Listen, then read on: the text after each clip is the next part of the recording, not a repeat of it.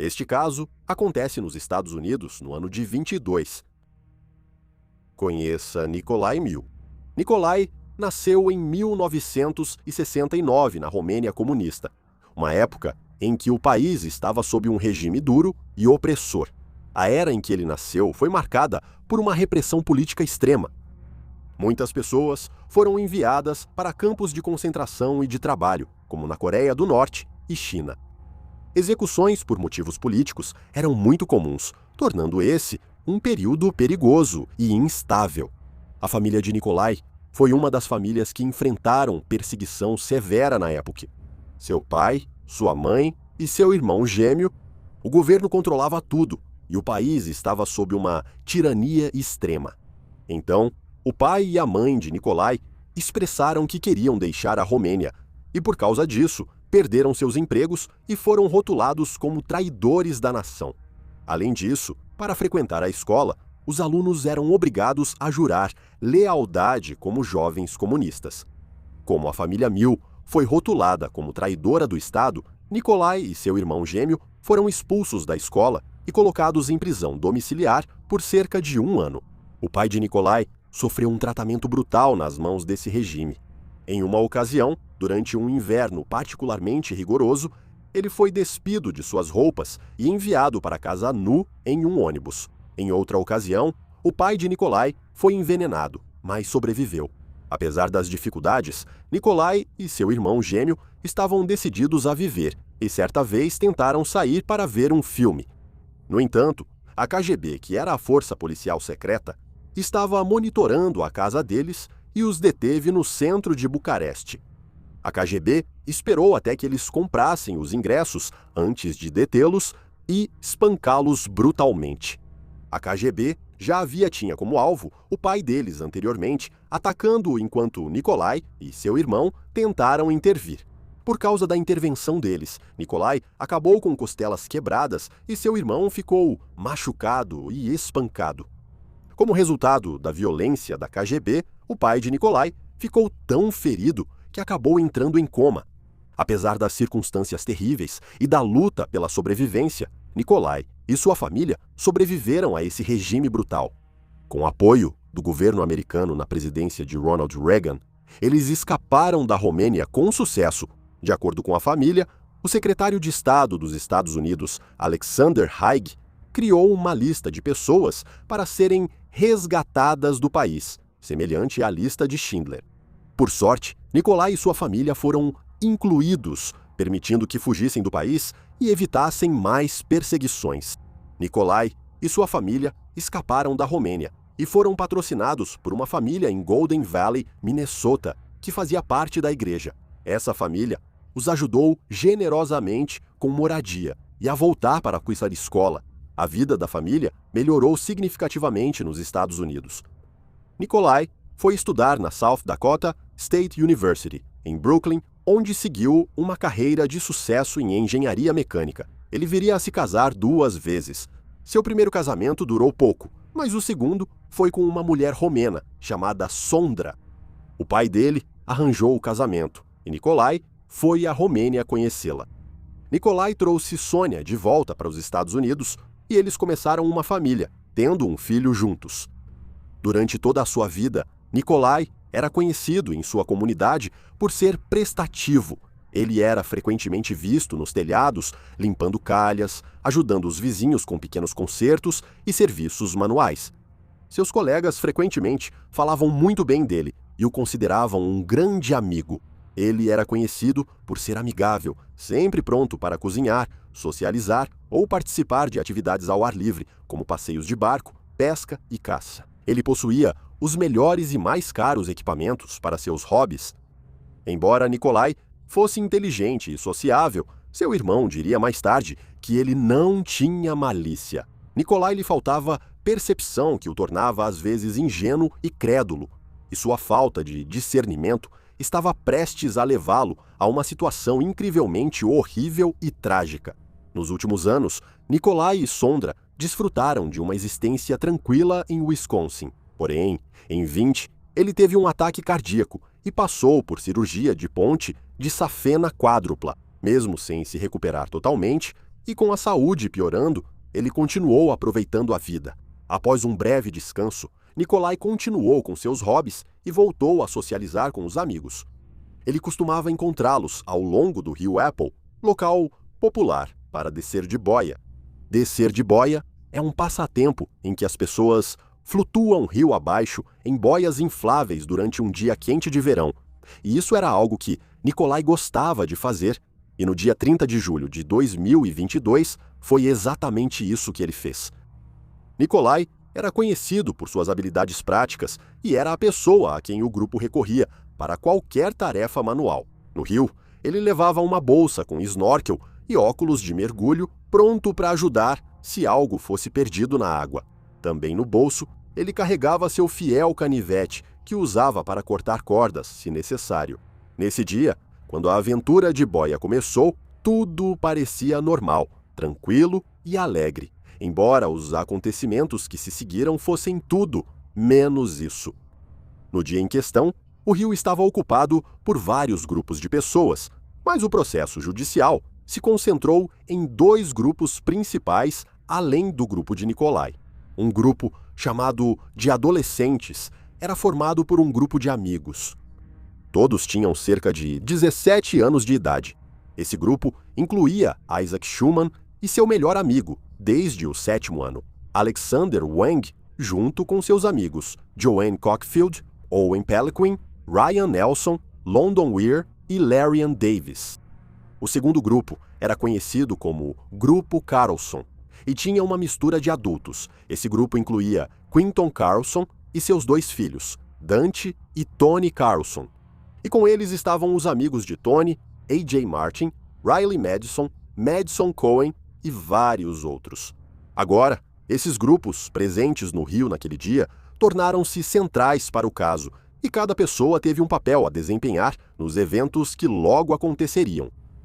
Isaac Schumann era um jovem de 17 anos, de Stillwater, Minnesota.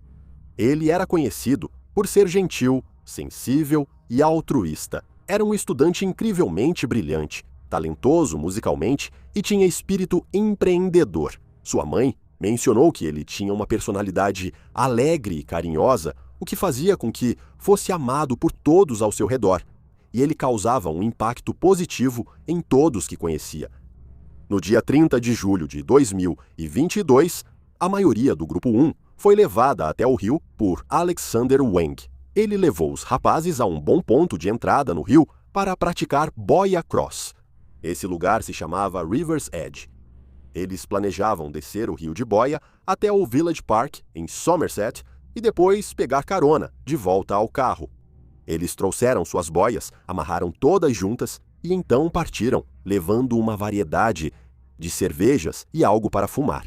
Segundo todos os relatos, eles estavam se divertindo muito antes de a aventura ser interrompida.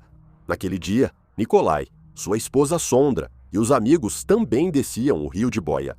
Enquanto subiam o rio, um dos integrantes do grupo percebeu que haviam perdido o celular.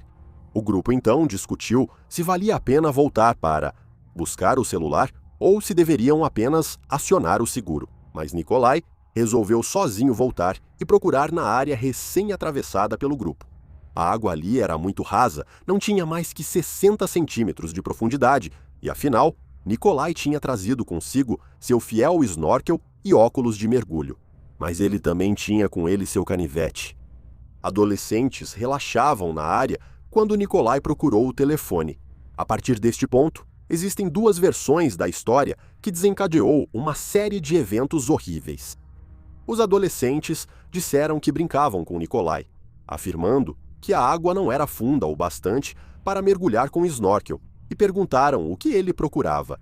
Os adolescentes afirmam que Disturban respondeu: "Estou procurando por garotinhas." Disturban negou isso e afirmou que nem sequer respondeu. Talvez Disturban tenha feito o comentário com humor sombrio ou talvez não tenha dito nada. De qualquer forma, os adolescentes disseram ter ficado surpresos. Se as palavras dele foram ditas com sarcasmo ou se foram completamente compreendidas, o efeito sobre o grupo foi imediato e perturbador. Os adolescentes, mais tarde, afirmariam que acreditavam ter flagrado um homem cometendo algo terrivelmente errado, e então começaram a lançar acusações contra ele. O grupo de adolescentes começou a gritar para outros grupos, dizendo que Nikolai estava procurando por meninas pequenas, e então lançaram mais acusações, aumentando ainda mais a tensão da situação. As acusações dos adolescentes se espalharam rapidamente pelo rio, causando alarme e atraindo a atenção de todos ao redor. Nikolai afirmou que ficou tão sobrecarregado com as provocações que acabou em silêncio. Do ponto de vista dele, ele estava sendo zombado e abusado por adolescentes cruéis. Nikolai fez o possível para ignorar as provocações dos adolescentes e continuou procurando o celular do amigo. Em determinado momento, Nikolai achou que tinha encontrado o celular, mas logo percebeu que ele, supostamente, estava em posse de um dos adolescentes. Em resposta, Nikolai correu em direção ao grupo na tentativa de recuperar o celular. Quando ele tentou pegar o aparelho para ver se pertencia ao seu amigo, a situação ficou tensa e, na confusão, ele deixou cair seu snorkel e seus óculos de mergulho. Durante toda a aprovação, do outro lado do rio, estava o grupo 2, o grupo Carlson. Quinton Carlson também percebeu a confusão do outro lado do rio envolvendo o grupo de adolescentes. Preocupado com os gritos dos adolescentes de "sai daqui", ele pediu ao filho Dante que verificasse a situação e ajudasse a acalmar antes que alguém se machucasse. Dante Carlson, junto com seus amigos Tony, AJ, Riley e Madison, foi ver o que estava acontecendo. Todos eles tinham pouco mais de 20 anos. Ao chegarem, viram os adolescentes parcialmente cercando Nikolai. Eles estavam gritando para ele ir embora e seguir pelo rio abaixo, mas Nikolai tinha vindo procurar o telefone e agora estava procurando seu snorkel e seus óculos de mergulho que havia deixado cair. Mas então, durante essa confusão, Nikolai começou a mexer em algo no bolso. O grupo Carlson ficou confuso e, por precaução, pediu para Nikolai ir embora, mas Nikolai permaneceu em silêncio e não disse uma palavra. Quando Nikolai não se afastou, o grupo Carlson se preocupou com os adolescentes. Madison e Riley ficaram diante de Nikolai, empurrando-o para ir embora. Nesse momento, Nikolai já tinha passado de brincar com a faca no bolso para tê-la nas mãos, e ninguém percebeu. Quando Madison deu um empurrão forte e gritou para ele ir embora, Nikolai a atingiu no rosto com a mão. Isso pode ter sido um tapa ou um soco, dependendo do relato. Depois disso, a situação desandou completamente. Em seguida, Dante gritou: "Nunca bata em uma mulher", e então deu um soco no rosto de Nikolai. Nikolai caiu no chão, dentro da água, batendo a cabeça e o corpo nas pedras do rio. Dante continuou com 2 tapas, enquanto Nikolai estava parcialmente submerso na água. Mas Tony Carlson gritou para seu irmão parar e então ele parou. Nikolai afirmou que agora temia por sua vida. Atordoado e com dor, Nikolai tentou se sentar. Os adolescentes continuaram a zombar e rir, achando tudo aquilo um absurdo. Nikolai então tentou se levantar novamente, mas AJ o empurrou de volta e tentou mantê-lo deitado no leito do rio. AJ, mais tarde, testemunhou que fez isso para acalmar a situação e proteger todos, inclusive Nikolai. Mas pelas imagens e pela perspectiva de Nikolai, AJ parecia ter empurrado Nikolai de volta e em direção à água. Quando Nikolai tentou se levantar novamente, ele apontou a faca para AJ e o esfaqueou abaixo da cintura. Quando a faca ficou cravada no intestino de AJ, ele ou caiu para trás ou se ergueu, fazendo com que a lâmina cortasse seu corpo. Essa ação resultou em um corte de mais de 30 centímetros, que se estendeu por parte da caixa torácica de AJ. AJ recuou para o fundo do rio e deitou-se em cerca de 30 centímetros de água. Levaria alguns segundos até que alguém percebesse que AJ havia sido eviscerado e estava segurando seus intestinos fora do corpo. Nikolai então começou a esfaquear outras pessoas. Ele esfaqueou Isaac Schumann no lado esquerdo do peito. Em seguida, ele se inclinou para frente e esfaqueou Riley no abdômen, fazendo o mesmo com Tony. Depois, ele foi direto em direção ao homem que o havia socado, Dante Carlson. Ele avançou cerca de 2 metros em direção a Dante e o esfaqueou no estômago. No total, Nikolai esfaqueou 5 pessoas. AJ ainda estava no leito do rio, usando um braço para manter seus órgãos dentro do corpo e o outro para ajudá-lo a se levantar. Ele perdia sangue rápido, por isso cambaleava e caía de novo no rio. Aida disse que perdeu a visão e a audição durante essa provação e estava convencido de que estava prestes a morrer. Ele repetidamente disse ao seu grupo que estava a poucos instantes da morte. Enquanto isso, Riley estava em completo choque. Ela olhou para o seu lado, pensando que Nikolai tinha lhe dado um soco, como fez com Madison. No entanto, para sua surpresa, ela viu sangue jorrando dela. Enquanto tentava escapar de Nikolai, disse que estava se sentindo cada vez mais fraca. Ela então começou a ter dificuldade para respirar. Ela foi ajudada por outras pessoas no rio naquele dia, que a colocaram em uma boia e a levaram flutuando para longe da cena em direção a uma estrada, onde ela esperou por ajuda. Ela tem muito pouca lembrança do que aconteceu depois que saiu do rio. No entanto, um policial disse que ouviu ela dizer que seu estômago estava saindo do ferimento. Tony e Dante Carlson conseguiram se virar com pouca ajuda e chegaram sozinhos à terra firme e aos serviços de emergência. E por último, Isaac Schumann. Seu melhor amigo, Alexander, correu em sua direção assim que percebeu que as pessoas estavam sendo esfaqueadas. Seu pânico aumentou quando viu Isaac caído no chão. Imagens feitas por Joanne Cockfield capturaram a cena horrível, mostrando Isaac perdendo muito sangue. Joanne gritou: "Isso não é real!" Owen, London, Joanne, Ryan e Larian ficaram em choque enquanto assistiam o rio ficar vermelho com o sangue que saía do ferimento de Isaac. Em uma tentativa desesperada de salvá-lo, Alexander segurou o peito de Isaac e o arrastou até a margem. Sem que ninguém ali soubesse na hora, Isaac havia sido esfaqueado no coração. Alexander conseguiu pedir ajuda a outras pessoas e, por fim, colocou Isaac na parte de trás de uma ambulância. Isaac estava em estado grave e, tragicamente, após chegar ao hospital, foi declarado morto. Ele seria a única vítima a morrer nesse ataque horrível. Depois de esfaquear as 5 vítimas, Nikolai simplesmente foi embora e começou a subir o rio, de onde tinha vindo inicialmente. Uma testemunha disse ter visto Nikolai mais adiante no rio, em um parque onde pessoas que descem o rio de boia costumam sair. A polícia logo chegou ao local, encontrou onde ele estava e Nikolai foi detido. Ele estava usando exatamente o mesmo short e as mesmas sandálias de antes, mas agora tinha acrescentado uma camisa camuflada. Ao ser colocado no banco de trás da viatura, Nikolai comentou com indiferença: "Ouvi que alguém foi esfaqueado e me encaixo na descrição." Eu ouvi falar disso. Você ouviu falar? E eu vi pessoas se reunindo em volta. Beleza. Certo. E eu fui lá conversar para ver se alguém tinha visto alguma coisa, mas foi só isso. Beleza. Nosso grupo inteiro estava bem interessado em descobrir o que aconteceu. Beleza. E aquele é o seu grupo todo ali? É sim. Beleza. Então, eu não sei. Beleza, bom, você viu alguém ferido? Não. Você não viu ninguém ferido? Não. Você viu alguém brigando?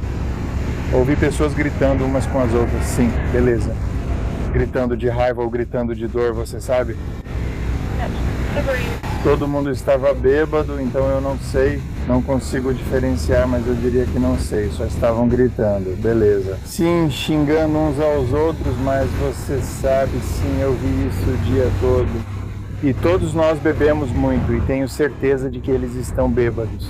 Tenho certeza de que eles estão fazendo, não sei, coisa de criança. Coisa de criança. De onde você é, de onde é o seu grupo?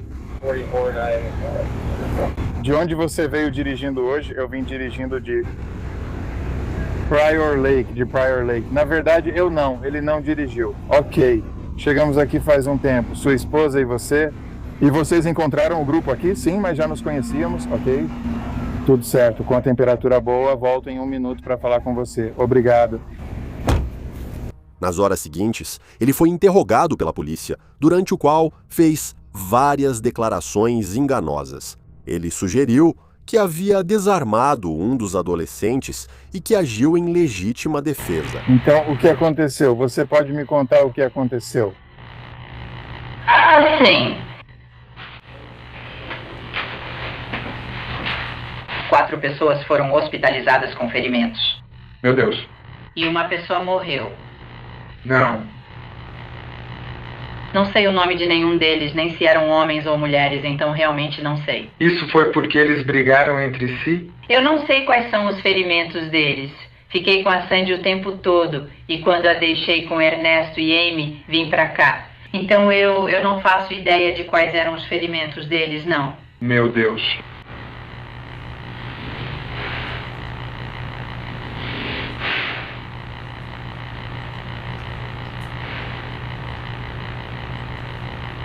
Meu Deus.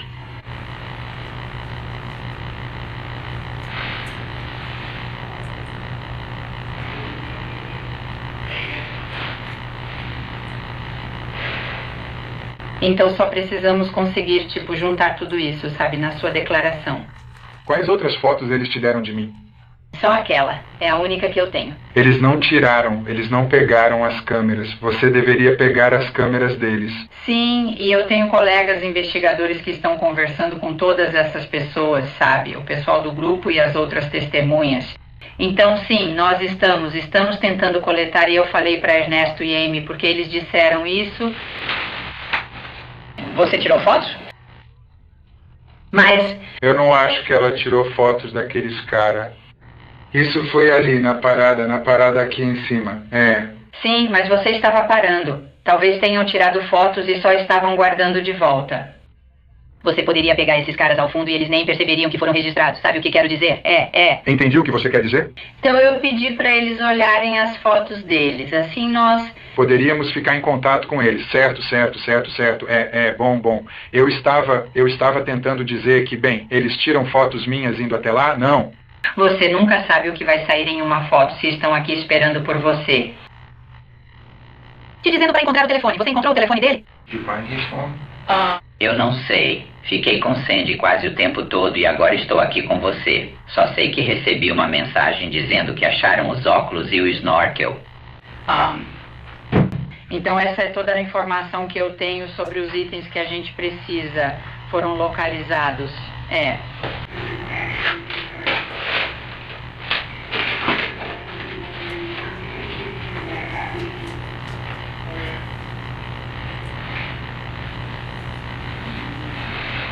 Agora minha vida inteira foi por água abaixo. Bem, eu não sei se é esse o caso. Porque todos têm o direito de se defender. Eu sei, mas aqui é Wisconsin.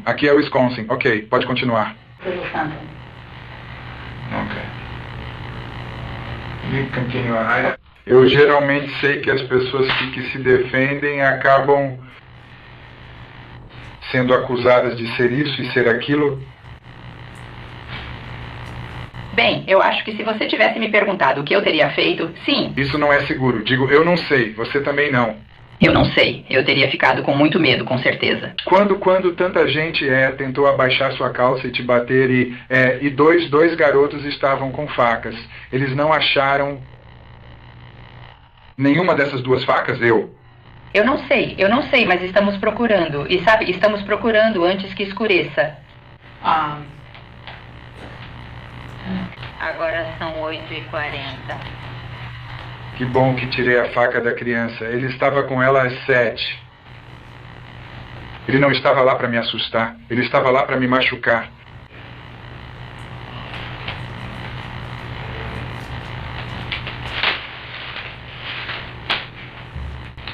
Eu estou aqui, mas me desculpe pelo jeito que acabou.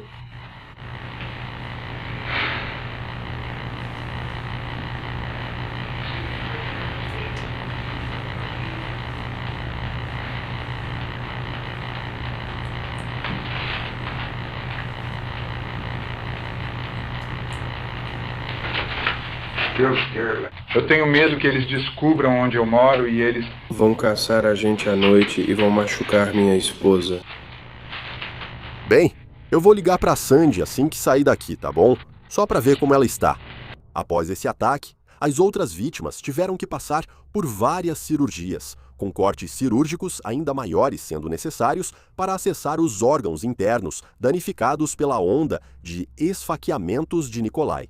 A IJ passou por várias cirurgias ao longo de 27 dias. Ele teve um curativo a vácuo colocado sobre o corte, o que significa que, por mais de uma semana, o ferimento dele ficou aberto. Isso foi feito para que os cirurgiões tivessem acesso aos órgãos internos e pudessem avaliar todos os danos. Ele também precisou ser alimentado por uma sonda e perdeu quase 23 quilos.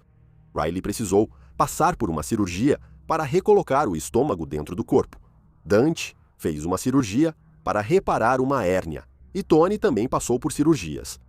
No final, as outras vítimas que foram esfaqueadas sobreviveram, mas por pouco. Agora, elas ficaram com algumas das cicatrizes físicas e mentais mais horríveis. No dia seguinte ao esfaqueamento, a investigação começou a esclarecer os acontecimentos. As imagens obtidas por um dos adolescentes foram entregues à polícia, mostrando 21 segundos cruciais do incidente. Então, em 1º de agosto de 2022, Nikolai foi acusado de homicídio doloso em 1º grau e 4 acusações de tentativa de homicídio em 1º grau. O julgamento começou em 1º de abril de 2024. Um júri foi formado e tanto a acusação quanto a defesa apresentaram suas alegações iniciais. A acusação apresentou Nikolai como o agressor na altercação. Eles argumentaram que Nikolai teve várias oportunidades de deixar o local quando os adolescentes começaram a gritar e provocá-lo, mas ele escolheu ficar e aumentar a tensão da situação. Em contraste, o advogado de defesa retratou Nikolai como alguém que agiu em legítima defesa. Eles alegaram que Nikolai foi cercado, ameaçado e agredido fisicamente, não lhe restando outra opção, a não ser se defender nessa situação. A defesa tentou desacreditar as testemunhas, ressaltando que muitas estavam embriagadas, o que poderia comprometer seu julgamento e memória dos fatos. Eles defenderam a narrativa de que Nikolai não foi o agressor inicial, mas sim que estava tentando se proteger em uma situação caótica e ameaçadora. Mas parte da refutação do promotor a essas alegações de legítima defesa é que o Wisconsin não possui uma lei de stand your ground como muitos outros estados. Algo raro em outros casos, Nikolai prestou o depoimento ele mesmo e foi submetido a um contra-interrogatório. A defesa viu isso como uma oportunidade para que ele contasse o seu lado da história, enfatizando a dor e o trauma que ele enfrentou. Ele contou sua versão dos acontecimentos, mencionando um nível de medo de 0 a 10 que foi aumentando aos poucos, atingindo o auge quando bateu a cabeça nas pedras. Nikolai afirmou que nunca ficou com raiva, apenas com medo. Um após o outro, testemunhas e vítimas vieram depor sobre o que viram e como se sentiram. A IJ e Dante desabotoaram as camisas no tribunal, exibindo as cicatrizes adquiridas enquanto estavam a 6 metros do homem responsável. E o amigo de Isaac, Alexandre, desabou várias vezes quando foi solicitado a relatar sua versão dos acontecimentos. Na verdade, não dá pra ver bem na foto, mas também vai acima da minha caixa torácica. Eles não precisaram me abrir, eu já estava aberto. Você sabe? Você pode mostrar com as mãos mais ou menos o tamanho da laceração? Sim, mais ou menos isso. Quero dizer, vai da linha da cintura até acima das minhas costelas. Você se sente confortável para mostrar? Tem cicatriz? Sim, é bem grande. Você está à vontade para mostrar ao júri, sim? Eu posso fazer isso.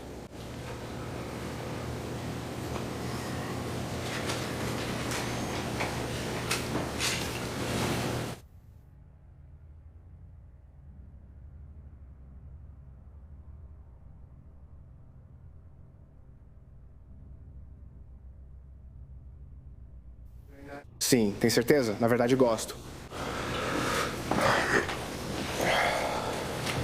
Do mais rápido, eu só não coloco pra dentro.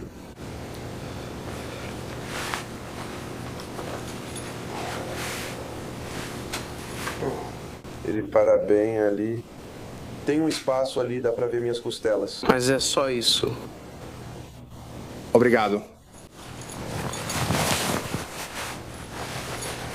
Trecho do vídeo começando na marca de 2:15. Enquanto isso estava sendo preparado, quando você percebeu que Isaac estava ferido, você foi até ele? Sim, eu imediatamente o peguei. Vi que ele estava ferido e não conseguia se mover completamente, e foi aí que decidi que precisava fazer pressão no ferimento e tentar. E arrastá-lo até a margem. Você fez isso? Eu fiz.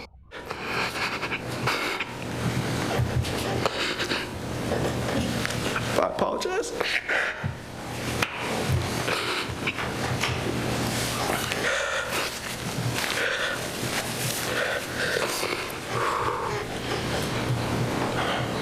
Em algum momento, algumas pessoas pararam para te ajudar a cuidar do Isaac? Sim, alguns adultos nos ajudaram lá. Onde você foi esfaqueado? No meu abdômen inferior, eu acho. Na região inferior do peito.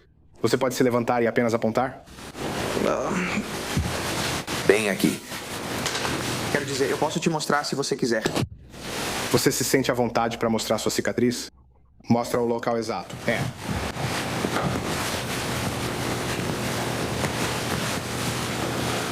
Parece um pouco fora do centro, mais à esquerda, logo abaixo da caixa torácica. Bem abaixo da minha caixa torácica. É, no camarim do júri. Permissão para me aproximar. Sim. Sim. Durante o julgamento, os adolescentes que testemunharam reconheceram que tinham sido abusivos e cruéis com Nikolai. As imagens em vídeo do incidente foram exibidas repetidamente no tribunal, e ficou claro que todas as partes envolvidas no julgamento reconheceram essa dinâmica. Até hoje, o caso continua a polarizar pessoas ao redor do mundo todo. Alguns veem as ações de Nikolai como uma resposta excessiva à provocação, enquanto outros argumentam que o ambiente hostil pode ter desempenhado um papel na escalada da situação. No final, um júri considerou Nikolai culpado por várias acusações.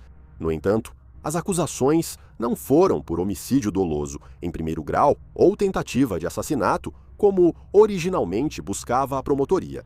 Em vez disso, Nikolai foi condenado por homicídio imprudente em primeiro grau pela morte de Isaac Schumann, de 17 anos. Ele também foi considerado culpado de 4 acusações de exposição imprudente à vida em primeiro grau e uma de agressão. Nikolai se declarou inocente dessas acusações. Sua sentença ocorreu em 30 de julho de 2024, coincidindo com o 2º aniversário dos esfaqueamentos em Apple River. Durante essa sentença, a mãe de Isaac fez uma declaração poderosa refletindo sobre a profunda perda de seu filho. Ela disse: "Eu penso em Isaac o dia todo, todos os dias.